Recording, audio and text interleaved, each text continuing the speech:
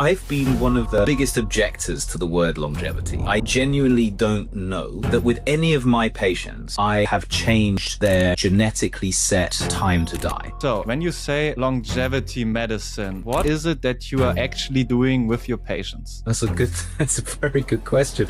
You mentioned David Sinclair, Orbit the Gray, Bryan Johnson, people pushing the so-called longevity escape velocity. Do you think those people are doing it right? All of these guys already talked about peptides and new cells and supplements. I've been living on a strict diet of sex, drugs, and rock and roll, and I'm feeling absolutely fine. We last a specific amount of time. By doing all of those, sleeping well, eating well, doing exercise, you gain an extra 7 to 10 years of life. A physiology of a 60-year-old when we're 90. With today's science, that is wholly possible. Assuming my goal is to make 90 the new 60, what's the one longevity supplement I should just flush down the toilet tomorrow? That's a good one. Jack, you've spent nearly 20 years surrounded by people asking you to help them not die. Founders, billionaires, even fellow doctors. And yet you've written pretty unambiguously that more years was never really the point, that the goal is being, in your words, furiously alive. That gap is what I want to spend the next hour inside. So let me start there, not with your CV. When someone walks into your clinic and asks you for more life, what do you think they are actually asking for? To be more alive. We get confused, I think, between the length of life and its purpose. Our purpose is not to just extend our years, but to fill them with intensity, with aliveness. And we know that the more that you fill the bucket, the heavier it gets. The longer you carry it, it does not make it full. It's pretty simple. I think if we have that metaphor or something similar in our mind, perhaps we would make better decisions about what we're aiming for in medicine. But that said, a good long life is perhaps better than an equally good short life. And some people are not blessed with carrying their bucket for a very long time. And we have to be humbled by that. And the whole purpose of medicine is to strive towards making that bucket full, carrying it a long time, and being compassionate to those who either can't fill it up nor can carry it a long time. And when it comes to letting go, to practice the other kind of medicine, which is dignity and grace in our passing. I know this sounds like a sermon, or some kind of preaching going on here, but really that's the fundamental purpose of medicine, and that's why I'm here, I guess. I love it. I think this is desperately needed inside the whole longevity industry, especially on social media. So I really love the words you've put to this. Before we dive any deeper, I want to give the listeners a better framing of you as well. So you've trained in medicine at UCL. You've spent more than 25 years, I think, in performance science and also extreme environments, which is also a topic I want to dive in a bit deeper later. You founded the Center for Health and Human Performance, and now you run Well-Founded. So my question is, when you say longevity medicine, what is it that you are actually doing with your patients? That's a very good question. I've been one of the most, I don't know, what do you call them?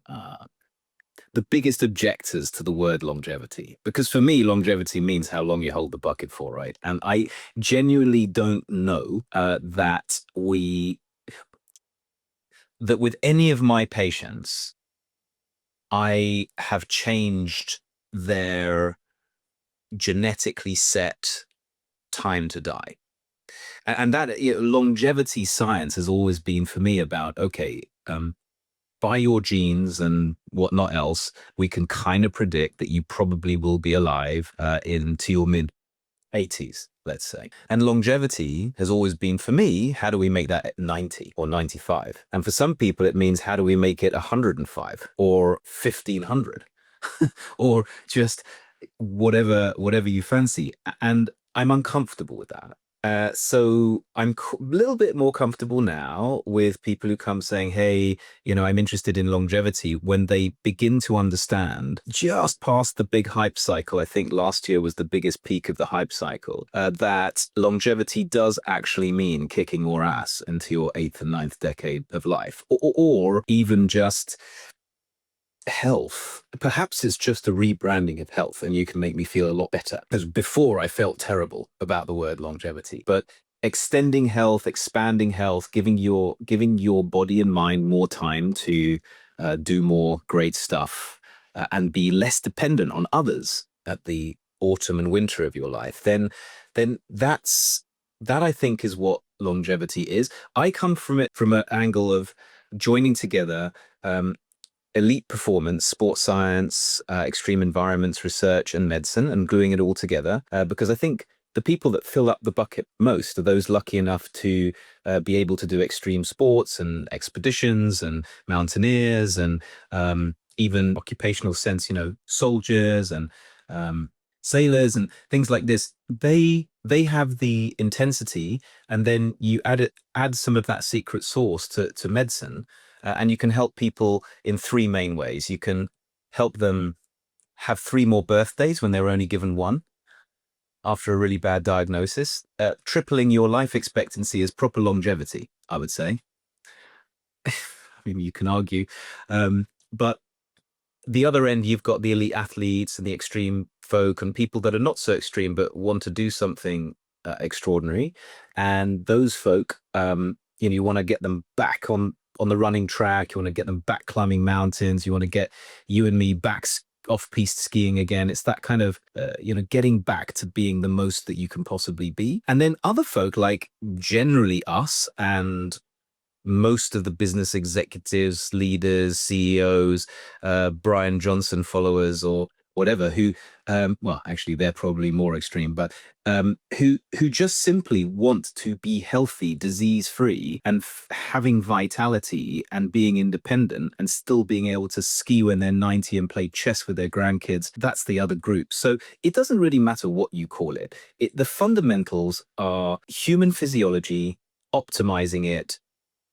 It's the science of health optimization and gluing that together with great medicine. Love it. I couldn't agree more. I'm convinced that, many people talking about longevity, this is exactly what they mean by it. Like, this is exactly like wanting to feel better, function better, feel better now. And that's kind of also the best shot you have at having a long, healthy life, right? The best shot you have. Yes. If you don't get hit by an asteroid, that's that's true. But that's true. But likely kind of, improving your status quo, and also with regards to the decline that later on follows in life, kind of trying to make sure that you have that buffer as high as possible, so that whenever the decline sets in, you start from the highest starting point. Correct. I think that's really what it's about. And maybe that's not even what people think, that they just want to feel better, sleep better, have more focus, more energy. It may be that simple, and longevity is just the overarching term of where they find themselves in, despite not really meaning it that way.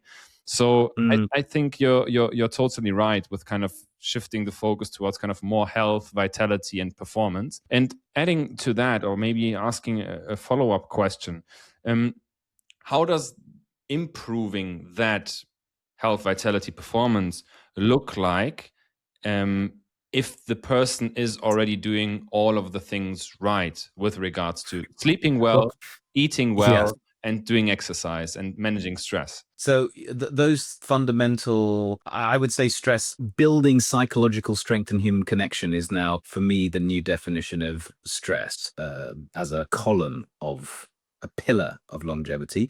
But nutrition, what you eat, what you don't, when you do, when you don't, what you supplement, when you don't. Fitness being movement, stretching, balance, strength, aerobic, anaerobic, all the rest of it. Sleep, recovery, regeneration, cognitively, physically, immunologically. Those are the big pillars, really. And I think that once you optimize for all of those, generally speaking, you're maximizing your all possibilities endogenously. Like, this is you being able to do all the good stuff for yourself. All right. Now, what is yourself? Yourself is a time-limited being. which is subject to entropy and decay and problems and getting hit by stochastic events like a virus or a car accident or a cancer cell which doesn't get picked up and then becomes a problem, and so on and so forth. But notwithstanding all of those things, we last a specific amount of time. Yeah.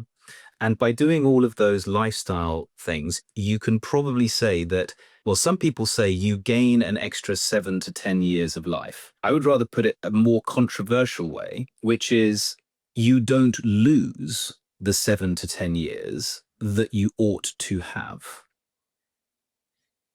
And I do think that's, well, maybe we can discuss it, but it's a new framing of mine that I've had recently, which leans into the fact that most people, probably more than half of people's longevity set point, like when it is that they will most likely start getting critical levels of decline, is probably genetically set. And half of it then is lifestyle. But that lifestyle fills in the gap to what your genetic set point should really be.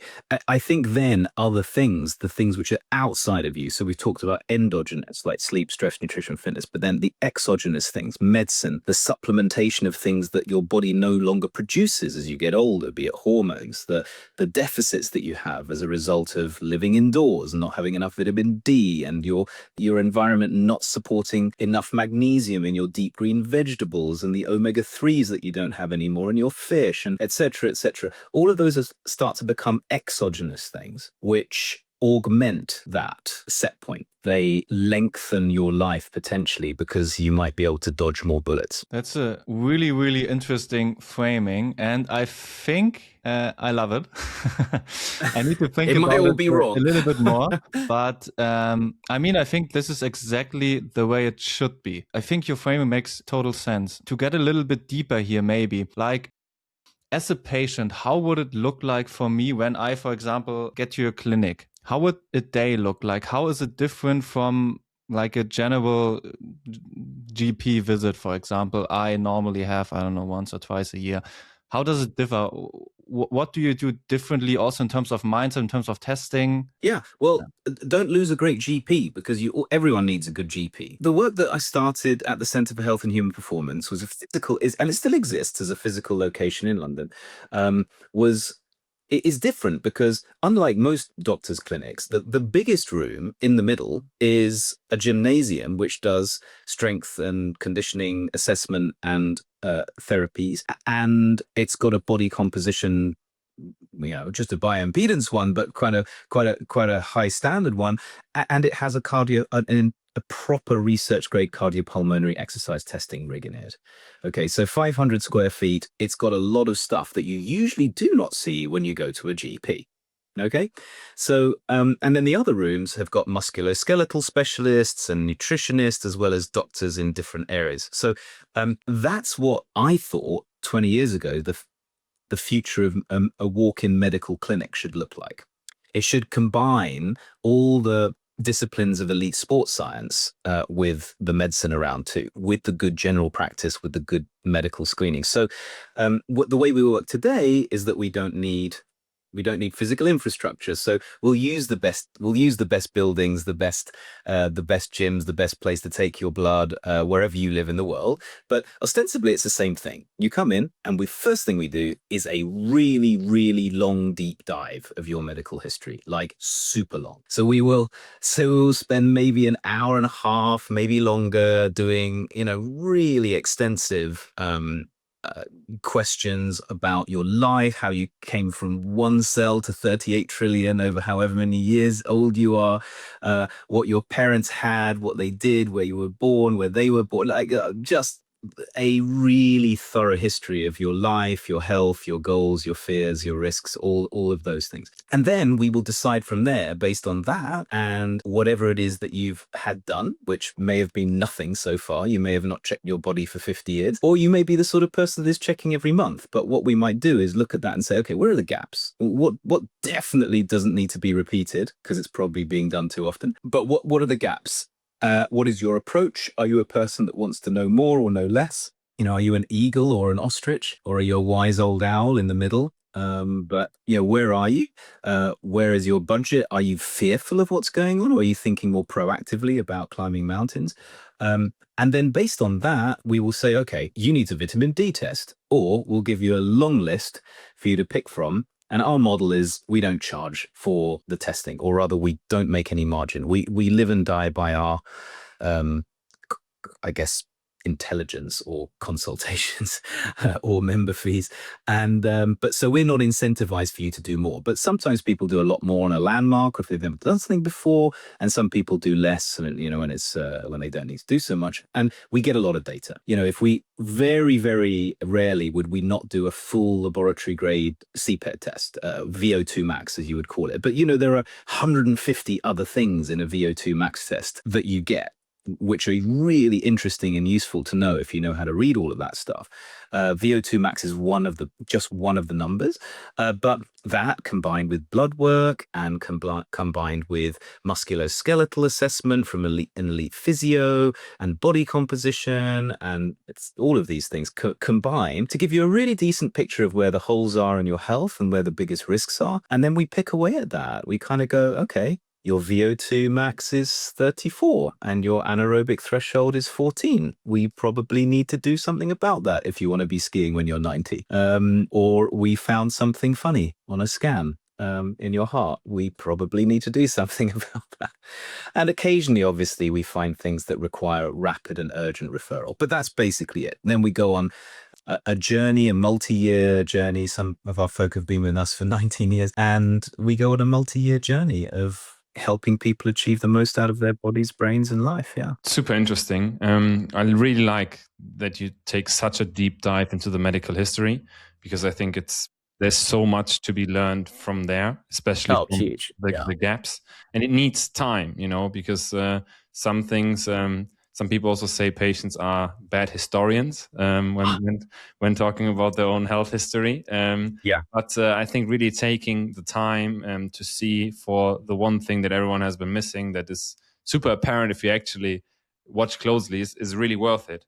But what I also found very interesting is that you, in the beginning of what you're doing, mentioned that the focus really, or one of the focus areas, is all of this, let's say, functional testing, from the cardiopulmonary exercise testing to some other tests, and including bioimpedance analysis. So I think it's interesting because it seemed to me that people in the beginning of their health journey, they're really obsessed about blood biomarkers.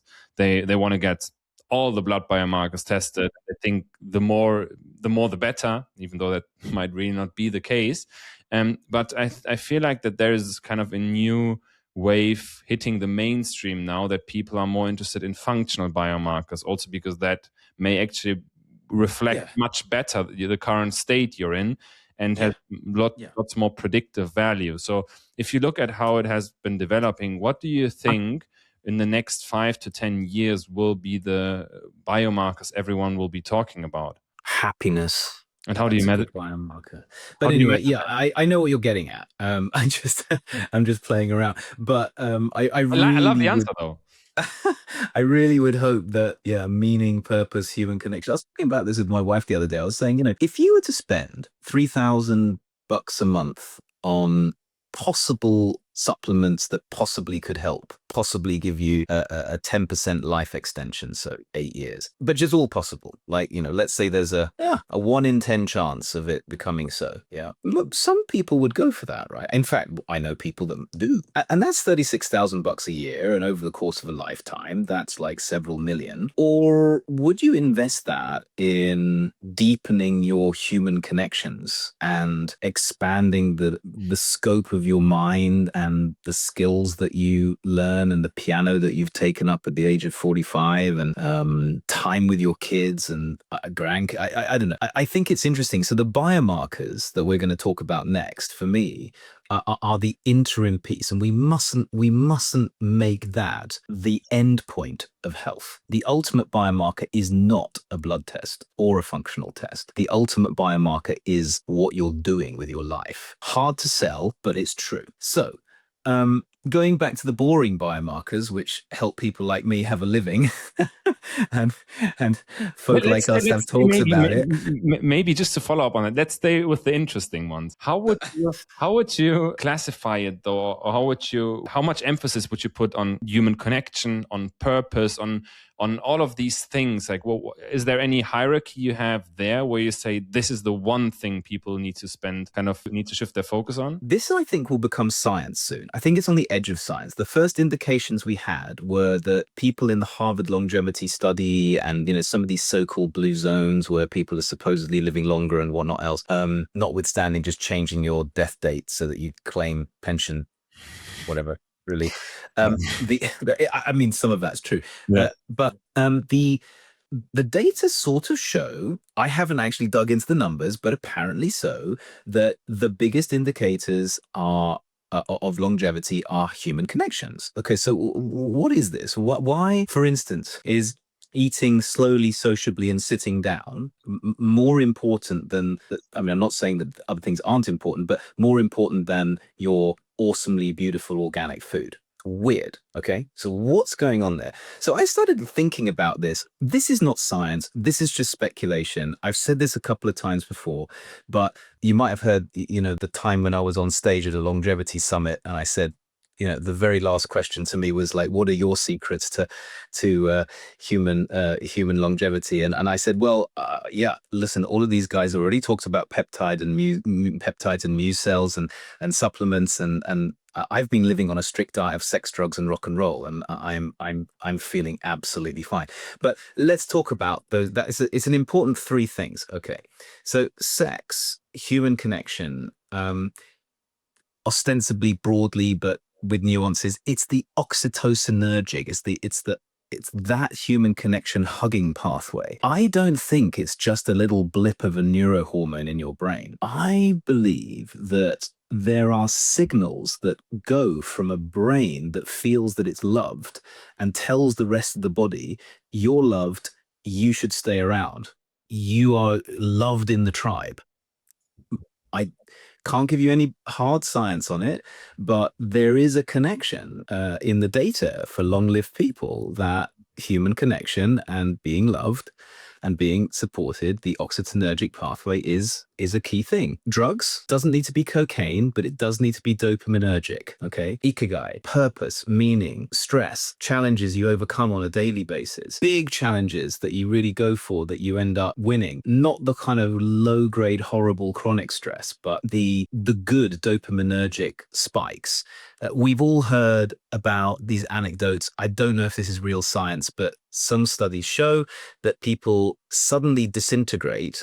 There's a percentage of people that die quickly when they stop working, they retire. Okay, so the Japanese truly believe that this is a piece of longevity, and so that's the dopaminergic pathway. So we got sex and drugs, oxytocin and dopamine. Don't quote me on this completely because it's slightly broader than that, but as a helpful tool. And then rock and roll. It doesn't have to be that genre of music, but music, dance, losing yourself in nature, meditation. Some people go for magic mushrooms. It's the serotonergic pathway. So that is the other piece that we've seen some evidence that people who practice meditation and maybe do so augmented with little mushroom-shaped things that grow from the ground and many other ways of losing yourself in something wider and bigger is connected to better health and longevity. So I would say those are three really key things. The sex, drugs, and rock and roll, human connection,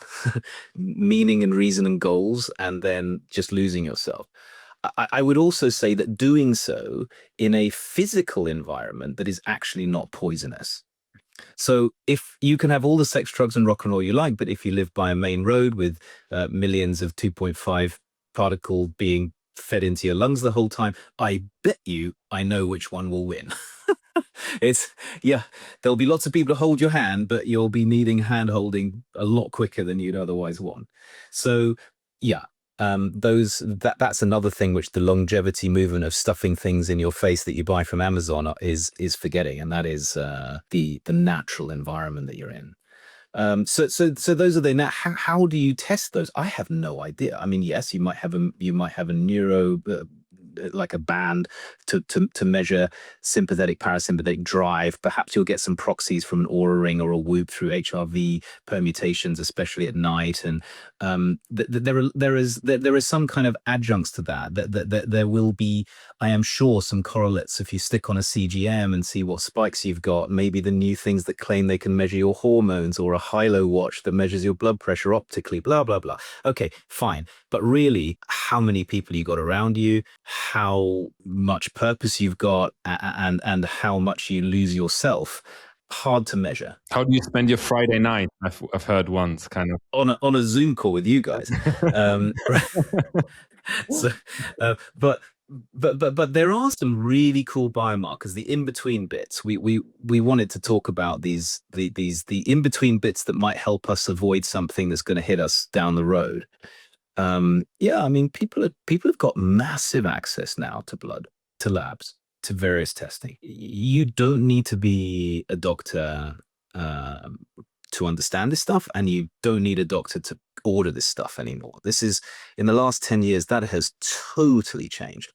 And thank you, longevity movement, whether you like it or you don't like the word, it has changed prevention into a positive aspirational thing, which has with it brought along people sometimes excessively, but doing more about their health. And we've seen a big change, with Well Founded. In 2018, we went to a bunch of founders and said, do you want to kind of improve your health, performance, well-being, and all of these things, do CPET tests, VO2 max, give you an Oura ring, and they just said no. They said if we told our investors that we were vulnerable and needed help, it was like no. And then after COVID, it was yes, please. Now that is unbelievable. The flip has just been so amazing. So yeah, I can tell you which ones I think are the most useful, but they are interim biomarkers. They're not the endpoint. I think you've mentioned so many interesting points from, yes, the kind of that the longevity movement has made first and foremost things that were kind of boring, quote unquote, before, like preventative medicine, made it sexy and interesting. And that's very good in itself, because now people are actually kind of using the tools that were already available the whole time, but were just not appealing enough. And so that's the first good point. Then the cultural shift you've mentioned, and also the kind of, I liked the way you described the sex, drugs, and rock and roll with kind of the oxytocin, dopamine, and serotonin aspects, and what different roles that they might play. But you've mentioned something that I'm particularly interested in, and that is, you've mentioned all of this ideally in a natural environment, a non-poisonous one. And personally, I think this topic is massively overlooked, because there is it's kind of the same thing with the fish that doesn't notice the water around him. And we are just exposed to so many new chemicals all day, weren't even around a couple of years ago. And I don't think we really have the answer of, first, what they cause in the long term, second, maybe even how to get rid of them. And that's why oftentimes for the people who actually took an interest and read a bit and not just dismiss the whole thing as like, nah, that's not relevant. For the people who kind of digged into it, were like, okay, the first thing you need to do is like expose yourself wherever possible, right? Now, my question is, do you see any therapy now, or that you think will be more prevalent in the future, that gets rid of the damages that have already occurred, accumulation of the toxins that have happened in the past couple of decades? What would you bet on? Well, we found that in an acute sense, sauna can get rid of certain toxins. That it's a really hard one. So you've got the kind of work of David Sinclair and that body of people that are saying, okay, the damage actually ends up being an epigenetic scratching, right? Which you can smooth out, you can polish out. So that partial reprogramming, it's called, is now being tried in humans. I know it works in mice, but mice live just about as long as they're supposed to live. Humans are 5 standard deviations from the norm longer than they're supposed to live for their metabolic rate. and body weight. So if you can make a mouse live 10% longer, that's pretty cool, but that doesn't translate to something that's already so hyper optimized. But we'll look at that. So that's partial reprogramming. Yeah. Number one, get rid of the damage that's caused the scratching. Then there are this kind of new thoughts around autophagy. Like, how do we optimize getting rid of the junk and the misfolded stuff that's accumulated in our cells? That's clearly a very, very big area of interest, and there's lots of good science happening in that area. I think big pharma realizes that it's a thing, so it's supporting a lot of biotechs there. Reactivating the thymus. Now, that's not directly to do with toxins and things, but it's a healthy environment is also one that is not completely sterile. And that means there are bugs around. And as you get older, you become less good at dealing with new bugs.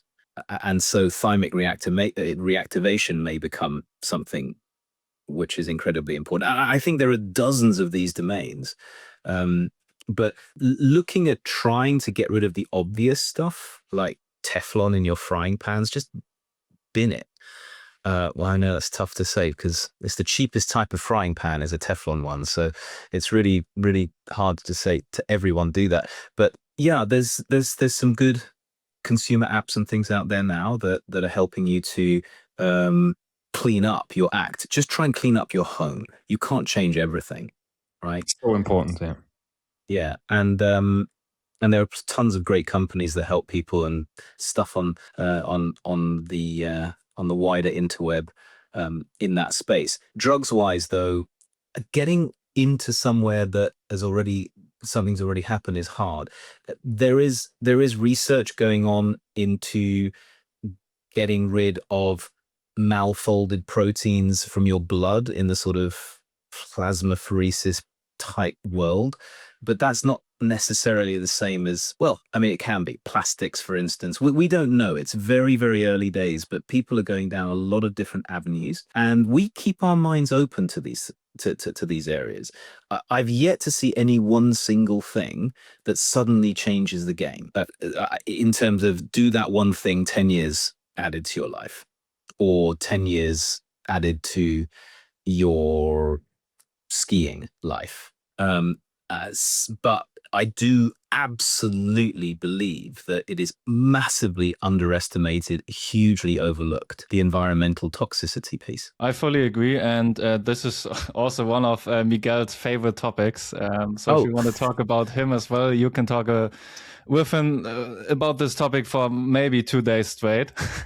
But what I'm really curious about is your clinical experience as well. Have you seen patients coming in with unexplained symptoms that may be related to toxins? Have you tested for toxins? I know it's really complex and a field which is not really established yet to have any proper diagnostics done for most of the toxins. That one I know. But have you, first of all, tested anything? Do you know of any tests that are available yet? And have you seen patients coming in with symptoms that may or may not be related to this?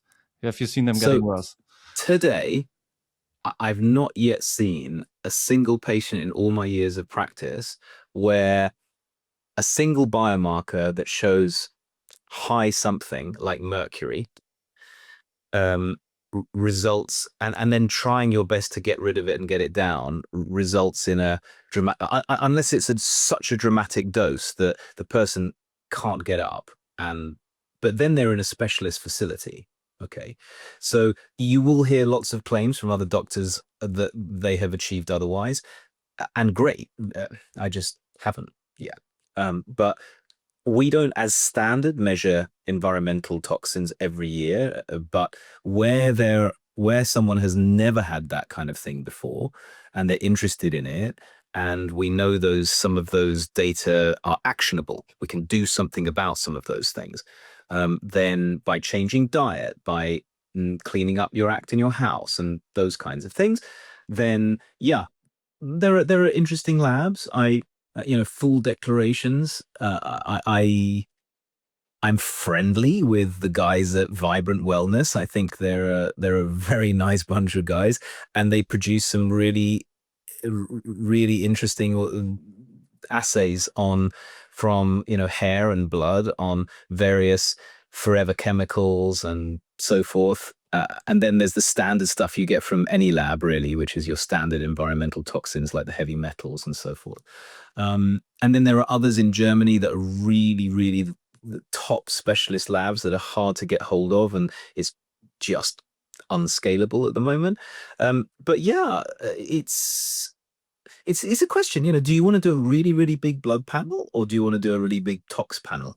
I don't know. Maybe you do a little bit of both over a different period of time and see what you need to fix. So yeah, I think toxins are generally really undervalued and not taken care of, or not being looked at as much as one should look at them. So this is definitely really good learning for us and also for the listeners as well. What I want to dive deeper in as well, or a question I have on my mind is when we, for example, you mentioned David Sinclair, for example, then there's also Orbie de Grey.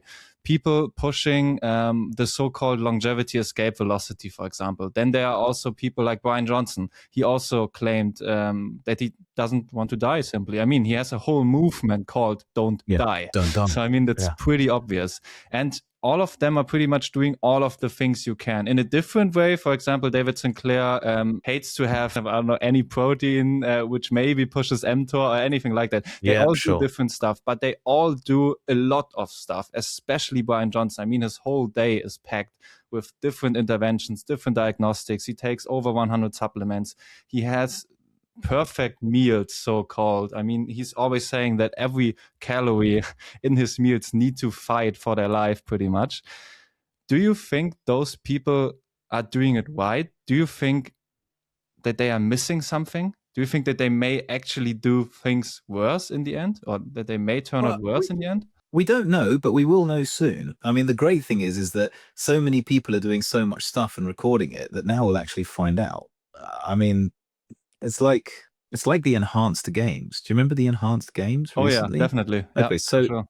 Okay, let's be open about it. Let's dope people with all the same drugs that have been on the World Anti-Doping Association website for the last, I don't know, however long. None of this stuff is particularly new, but let's not totally rubbish it. Let's go, okay, this is perhaps not sport, it's perhaps not this, it's perhaps not ethical. You can have any view on it, but it's data. And I think we do have to look at data seriously. What if you are going to do this, you're going to do this. You're not going to stop Bryan from doing what he's going to do. That's for sure. Yeah. So what do we do? Do we be big brother and medical industry says, this is ridiculous, do not do this? Or do we say, look, there's a guy that's going to do this, and at least he's saying what he's going to do. He follows through when most people don't, and he records everything, which is very boring unless you're on a clinical trial, and then he publishes it, and okay, it's just for him and his life, and he dedicates his entire life to being one big trial. Why not listen? I don't know. I maybe that's a bit of a libertarian view, which is sort of don't be so stringent to stop people from making their mistakes. A lot of massive breakthroughs in medicine have come from individuals trying very, very stupid things, which turn out to be miracles. I guess the ones that didn't live to tell the tale are more, and we just haven't heard of them. So, but good point. But maybe that's what's going to happen. Maybe if you have 50,000 Bryans, 50 of them will come out with some really amazing data, and then the other lot you won't hear from because they won't be there publishing it anymore, or somewhere in between. But yeah, I mean, I'm okay with it. What I'm not okay with is saying that something is true before it is. That's like, it's, well, these are my data, therefore it's probably true for me, but I can't tell you if it's true for you. That is better than, these are my data, it's true for me, click on the shopping cart. No, it's a very, very important distinction you make right there. First, I really share your libertarian view on these things, because I think, we can't. The issue is with many of these things, for some of that, we will never see the big studies. We would need to generate really the evidence and be sure about some things. So any sort of evidence that we can then over time gather from multiple sources and so on and so forth can maybe make a case for something or against it. And so I feel like that there is value in individual people trying things out. Maybe I'm saying that because I'm a bit biased and I'm consider myself a biohacker and I'm trying out things because ultimately I think it's about individual risk-reward assessments and informed consent. But I think there is definitely some value to be gotten out of it. What I would want to ask you, knowing that you have a particular interest also for these extreme environments, the high altitudes, the traveling, the extreme conditions, how kind of looking at the impact on the body, what does it teach us about being optimally healthy, performing well, and especially having resilience? And how does that translate and help us with optimizing the life of a stressed founder who's sitting in front of the screens the whole day? Yeah. Well, we did a little bit of work we did this thing called the Founders Health Program, where we went to some VCs and said, hey, do you want to do this for your whole portfolio? And a couple of the VCs really generously supported a major contribution towards this kind of study.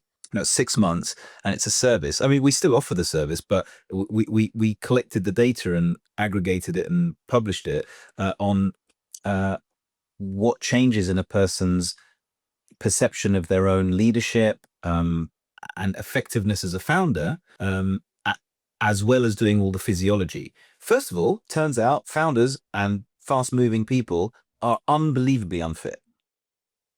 I mean, it was 54% were in the lowest quartile for fitness, which means you start worrying if they're gonna have an accident and need a big operation or something. That's not cool. Didn't take a lot of fixing, but it was quite shocking. So we measured that doing the cardiopulmonary exercise tests, the VO2 max, anaerobic threshold, power up, all of these cool things. Diet was terrible. Self-perception of recovery and energy was generally low. Energized by the dopamine, but not by, not from regeneration. And then afterwards, both, much better physiology and a much better self-reported state of cognition, leadership skills, ability to serve their role as a founder. Look, back in 2000, I founded my first company that ended up asking questionnaires, very simple stuff on the web, to very large workforces. And you mentioned that sleep, stress, nutrition, fitness, those 4 pillars, right? You measure that, plus a bit of medical understanding. You nudge folk, you anonymously report to HR, you fix some structural issues, and you get about a 7-to-1 return on investment for reduced health insurance claims. And Cigna, the big insurance company, bought that company in the end.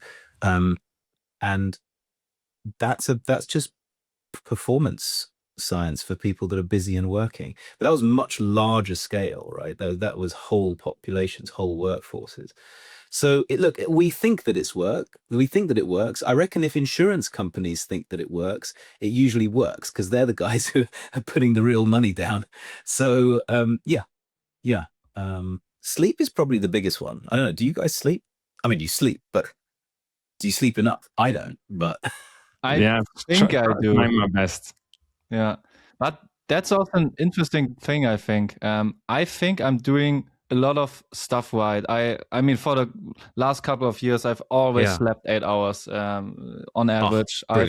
Most of the time, I had pretty good nutrition. Most of the time, I went to the gym, did my cardio work, challenged myself with different stuff, always had side projects, was always working. Still, I was doing pretty much on paper all of the things right. This still got me into complete burnout and generalized anxiety disorder, all of this stuff, because I was doing way too much. I was also doing high intensity interval training while having a high stress level. So what I'm wondering is, when you take founders who have a stress level which is extremely high already, and then fix their nutrition, fix their sports, fix their sleep. In the end, does it really help long-term as well when they still work that much at the company? What's your take on that? Well, if your goal in life is to fill your bucket with creating amazing companies, then yeah, but there's a cost to everything. I mean, you see the background there. That's me on the Antarctic plateau, approaching the South Pole. That was this little expedition. Not little. It was the. Doesn't sound little. But, it doesn't sound little at all, to be honest. but I am pretty sure that doing those bucket filling things. Yeah, I mean that's why I call them bucket lists. I guess that's why. Yeah, maybe that's why I used that analogy. Those things do take a toll on you. I'm pretty sure if you're achieving great things in the military, or if you're a mountaineer, or if you're working really hard for your kids, if you're a person that is caring for elderly parents and all of this kind of stuff, I'm pretty sure those are those are things that take rather than give in some ways. But yeah, hard to tell. What I would say is that in the short term, you'll get fewer insurance claims. So you'll get fewer incidences of psychological and physiological issues if you did it for a whole population. What we've got is a bunch of anecdotes, which from a large number of the founders and busy people that we've been working with over the years, saying it's changed a bunch of stuff. And if you look at their blood work, it is pretty obvious that the lead indicators for early heart disease risk and cancer risk and inflammatory disease risk and all those things has gone down. I have to come back in 40 years' time. Okay, I'll be 92. And then we can look at the data. But the indicators are all going in the right direction. Can we reasonably expect a physiology of a 60-year-old when we're 90? I believe that with today's science, that is wholly possible. And with tomorrow's science, I think you'll be skiing on your 89.99999th birthday or whatever. That's what I reckon. So yeah, I'm not sure if we can nudge it. If you're supposed to be 90, I'm not sure we can make it 120. Maybe not regularly, not routine. I don't think we're there yet, but I calculated it once actually. I think there's, according to the American actuarial death tables, I calculated that the average American male has a 1 in 10 billion chance of getting to 120. Now, that's on current trajectories. Bryan Johnson claims that his pace of aging is half. What that means is the rate of acceleration is halved, but it's still going up. I don't think he's necessarily got the maths right, but I do think that it drops the number down to 1 in 700 million.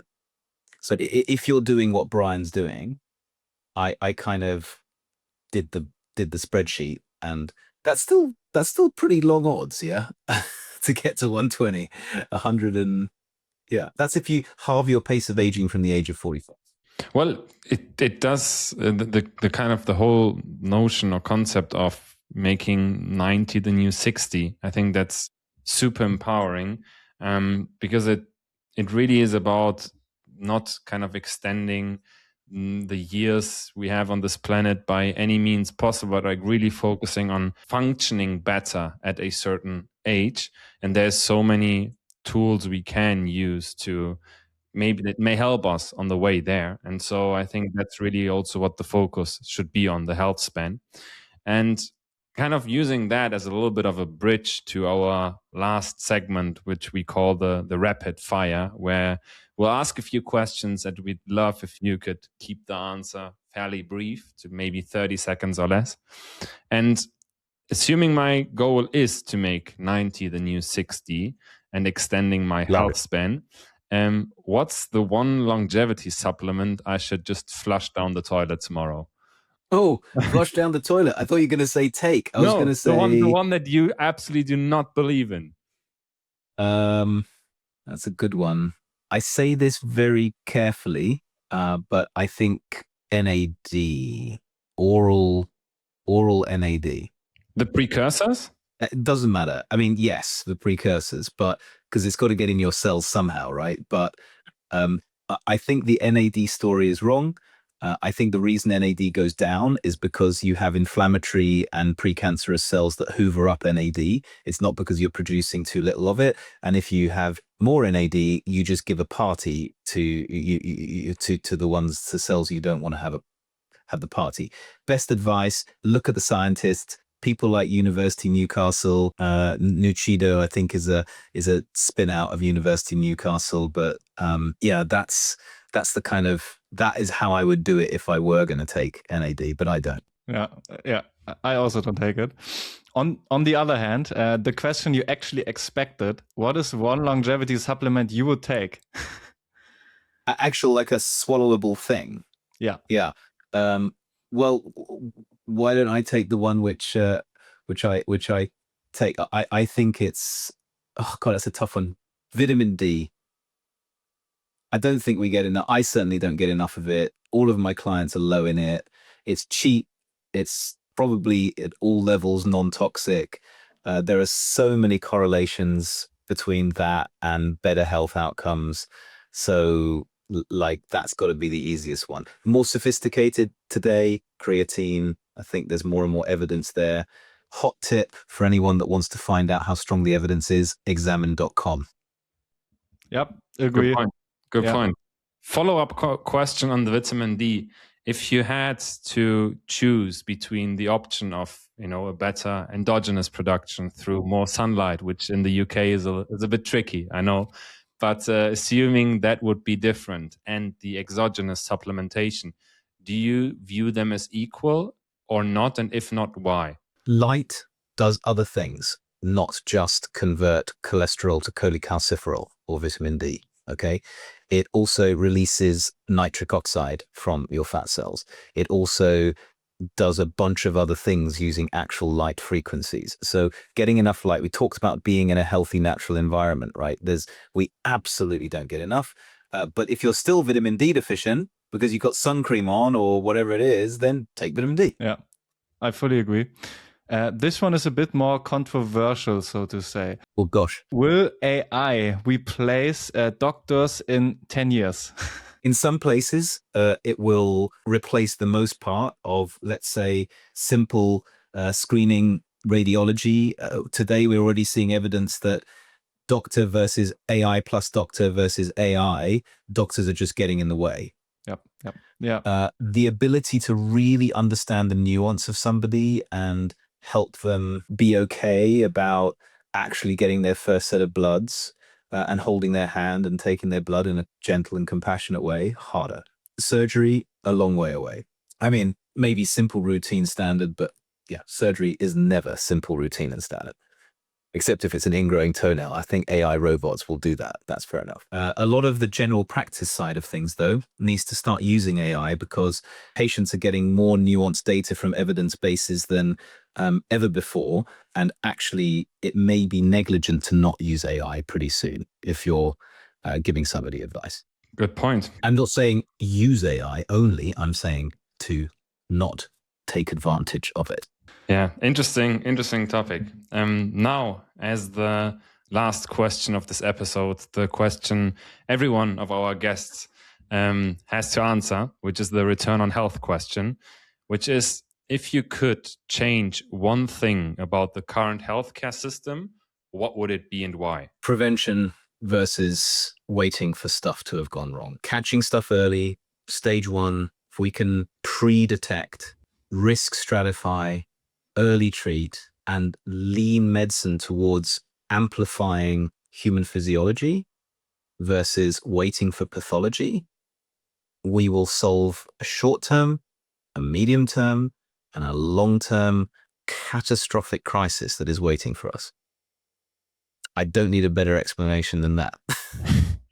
That was extremely well put. Thank you very much, Jack, for your time, for your wisdom, for everything you've been sharing today. I think the listeners got so much value out of it. So thank you from the both of us for your time. Thank you. Really appreciate it. Thank you so much. Thank you. To the listeners, you will find all of Jack's socials and companies in the show notes, and see you next week.